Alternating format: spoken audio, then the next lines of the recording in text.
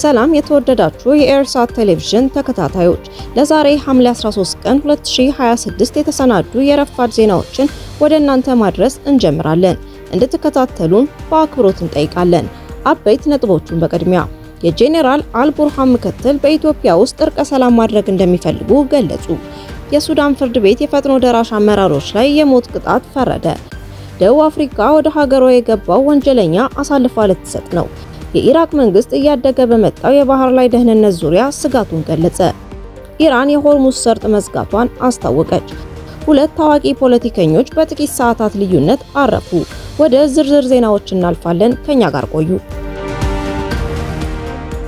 የጄኔራል አልቡርሃን ምክትል በኢትዮጵያ ውስጥ እርቀ ሰላም ማድረግ እንደሚፈልጉ ገለጹ። የሱዳን ታጣቂ ኃይል መሪ የሆኑት ማሊክ አጋር የረጅም ጊዜ ጸበኛቸው ከሆኑት አብደላዚዝ አልሂሉ ጋር በኢትዮጵያ ውስጥ እርቀ ሰላም ለማውረድ ጥያቄ ማቅረባቸውን የዜና አውታሮች ገለጹ። ማሊክ አጋር ከዚህ ቀደም የሱዳን ሕዝብ ነጻነት ንቅናቄ ሰሜን ወይንም ኤስፒኤልኤምኤን ሊቀመንበር ሲሆኑ አሁን የሌተናል ጄኔራል አብዱል ፈታህ አልቡርሃን ምክትል በመሆን እየሰሩ ይገኛሉ። እንዲሁም አብደላዚዝ አልሂሉ ደግሞ አሁን የሱዳን ሕዝብ ነጻነት ንቅናቄ ሰሜን ወይንም ኤስፒኤልኤምኤን መሪ መሆናቸውን ይታወቃል። አልሂሉ በዚህ ወቅት ከመሐመድ ዳጋሎ ፈጣን ደራሽ ኃይል ጋር የቀረበ ግንኙነትና አጋርነት ያላቸው ናቸው። ሱዳን ታይምስ በአፍሪካ ህብረት ውስጥ ያሉ ከፍተኛ ዲፕሎማትን በምንጭነት ጠቅሶ እንደዘገበው ማሊክ ከተቀናቃኛቸው ጋር በአዲስ አበባ ውስጥ እርቀ ሰላም ለመፍጠር ለኢትዮጵያ ባለስልጣናት ጥያቄ አቅርበዋል። ይህ የእርቅ ጥያቄ በሁለቱ መካከል ትልቅ ጸብ ተፈጥሮ ከተለያዩበት ከ2017 ወዲህ ትልቅ ዲፕሎማሲያዊ ለውጥ መሆኑን ዘገባው አስረድቷል። ይህ እርቀ ሰላም የሚፈጠር ከሆነ በጦርነት ላይ ባለችው ሱዳን የሰላም ተስፋ ሊፈጥር ይችላል። ይሁንና ስለዚህ ጥያቄ ከኢትዮጵያም ሆነ ከአልሂሉ በኩል እስካሁን የተባለ ነገር የለም። ይህ በእንዲህ እንዳለ ማሊክ አጋር በሱዳን ውስጥ ጦርነትን ለማስቆምና ዲሞክራሲያዊ መንግስትን ለማቋቋም የሚያስችል አዲስ ምክረ ሀሳብ ይፋ ማድረጋቸውን ባለፈው ሳምንት የኳታሩ የዜና አውታር አልጀዚራ ዘግቦ ነበር። በምክረ ሀሳባቸው የጦር ኃይሉ የያዘውን የመንግስት ስልጣን በመተው ነፃና ዲሞክራሲያዊ ምርጫ እንዲደረግ ጥሪ ማስተላለፋቸውን የገለጸው አልጀዚራ ጨምሮም መንግስታዊ ያልሆኑ የታጠቁ ቡድኖችም ራሳቸውን በማፍረስ የመንግስት ጦርን እንዲቀላቀሉ የሚል ምክረ ሀሳብ ማቅረባቸውን መዘገቡ አይዘነጋም። የሱዳን ፍርድ ቤት የፈጥኖ ደራሽ አመራሮች ላይ የሞት ቅጣት ፈረደ። የሱዳን ፍርድ ቤት መሐመድ ሐምዳን ዳጋሎን ጨምሮ 16 የፈጥኖ ደራሹ ኃይል አርኤስኤፍ አመራር በሌሉበት የሞት ቅጣት መፍረዱን ትናንት እሁድ ሐምሌ 12 ከሀገሪቱ የተሰራጨ የመገናኛ አውታሮች ዘገባ ያመለክታል።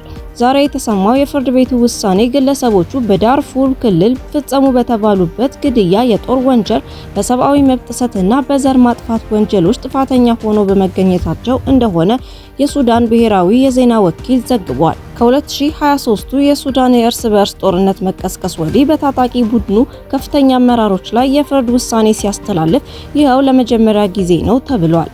የሞት ፍርድ ከተፈረደባቸው መካከል የመሪው ዳጋሎ ወንድምና ምክትል የሆኑት አብደራህሚ ሐምዳን ዳጋሎ እንዲሁም በርካታ የጦር መኮንኖችና የጎሳ መሪዎች ይገኙበታል።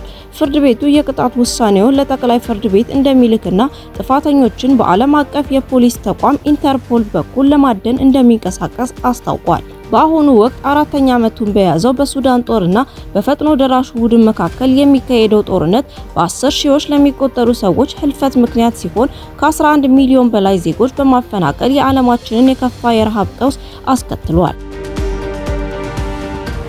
ደቡብ አፍሪካ ወደ ሀገሯ የገባው ወንጀለኛ አሳልፋ ልትሰጥ ነው። ደቡብ አፍሪካ 3 የቤተሰቡን አባላት በመግደል ሸሽቶ ወደ ሀገሯ ገብቶ የነበረውን ብሪታንያዊ አሳልፋ ልትሰጥ መሆኗን ትናንት እሁድ የተሰራጨ መረጃ አሳወቀች።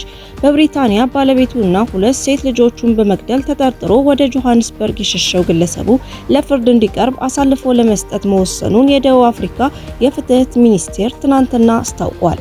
የ45 ዓመቱ የዚምባብዌ ተወላጅና የብሪታንያ ዜግነት ያለው ንዳዶና መካኒየሲ ሹማ ዓለም አቀፍ የፖሊስ ተቋም በተሳተፈበትና በደህንነት መረጃ በተመራ ዘመቻ ባለፈው አርብ ጆሃንስበርግ ውስጥ በቁጥጥር ስር ውሏል። ባለፈው ማክሰኞ በሰሜናዊ ለንደን በሚገኘው መኖሪያ ቤታቸው የ42 ዓመቷ ባለቤቱ ዛንዲሌ ሹማ እንዲሁም የ15 ዓመቷ ናታሊና የ5 ዓመቷ ናላ የተባሉ ሴት ልጆቿ አስክሬን መገኘቱን ተከትሎ የብሪታንያ አቃቤ ሕግ ፖሊስ በግለሰቡ ላይ በ3 የነፍስ ማጥፋት ወንጀል ክስ እንዲመሰረትበት ፈቃድ ሰጥተው ነበር።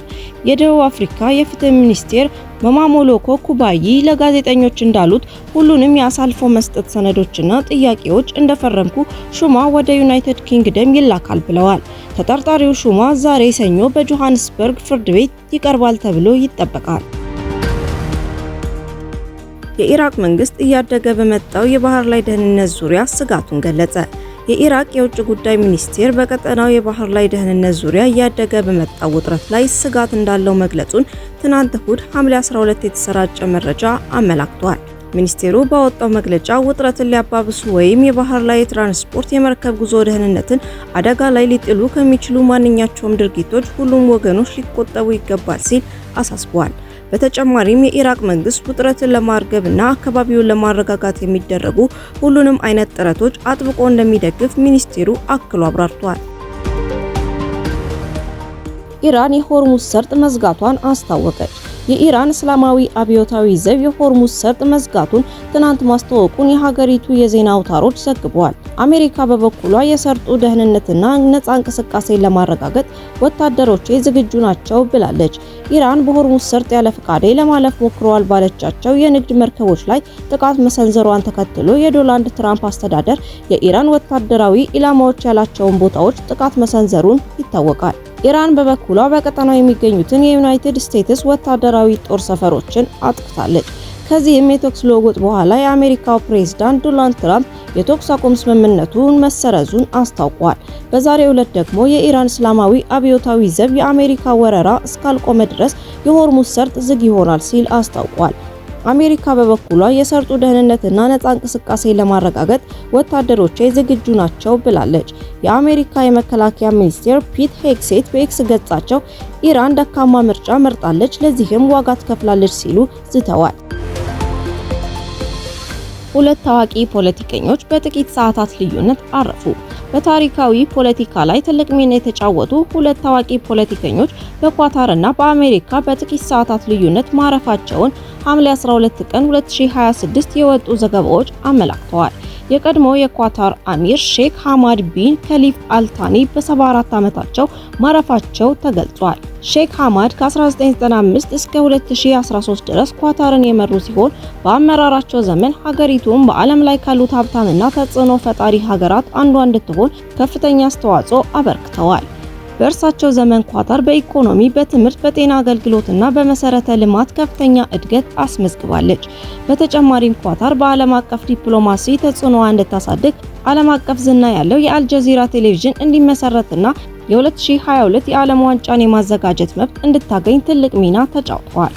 በ2013 ከስልጣን በፈቃዳቸው በመልቀቅ ስልጣኑን ለልጃቸው ሼክ ታሚም ቢን ሐማድ አልታኒ አስረክበዋል። የቀብራቸው ስነ ስርዓትም በከፍተኛ ክብር ተፈጽሟል። በሌላ በኩል ከአሜሪካ የመጣው የሐዘን ዜና የሪፐብሊካን ሴናተር ሊንዚ ኦሊን ግርሃም ማረፍ ነው። ቢሮው እንዳስታወቀው ከአጭርና ድንገተኛ ህመም በኋላ በ71 ዓመታቸው ቅዳሜ ምሽት አርፈዋል። ሊንዝ ግርሃም ከ2003 ጀምሮ የደቡብ ካሮላይናን ግዛት በአሜሪካ ሴኔት ሲወክሉ ቆይተዋል። በሪፐብሊካን ፓርቲ ውስጥም ከታዋቂ ፖለቲከኞች አንዱ ነበሩ። ወደ ፖለቲካ ከመግባታቸው በፊት በአሜሪካ የአየር ኃይል አገልግለዋል። በኋላም በአየር ኃይል ተጠባባቂ ክፍል በኮሎኔል ማዕረግ አገልግለዋል። በሀገራዊ ደህንነትና በውጭ ፖሊሲ ጉዳዮች ጠንካራ አቋም የሚያራምዱ ፖለቲከኛ እንደነበሩ ይታወቃል። በ2016 በሪፐብሊካን ፕሬዝዳንታዊ እጩነት ውድድር ላይ ዶናልድ ትራምፕን በመቃወም ተወዳድረው ነበር። ከጊዜ በኋላ ግን የፖለቲካ አቋማቸውን በመቀየር ከዶናልድ ትራምፕ ቅርብ አጋሮችና ደጋፊዎች አንዱ ሆነው በአሜሪካ ሴኔት ውስጥ ሲያገለግሉ ቆይተዋል። ውድ የኢሳት ቴሌቪዥን ተከታታዮች ለዛሬ ረፋድ የተሰናዱ ዜናዎቻችንን አበቃን። በቀጣይ እስከምንገናኝ መልካሙን ሁሉ ተመኘን። ሰላም።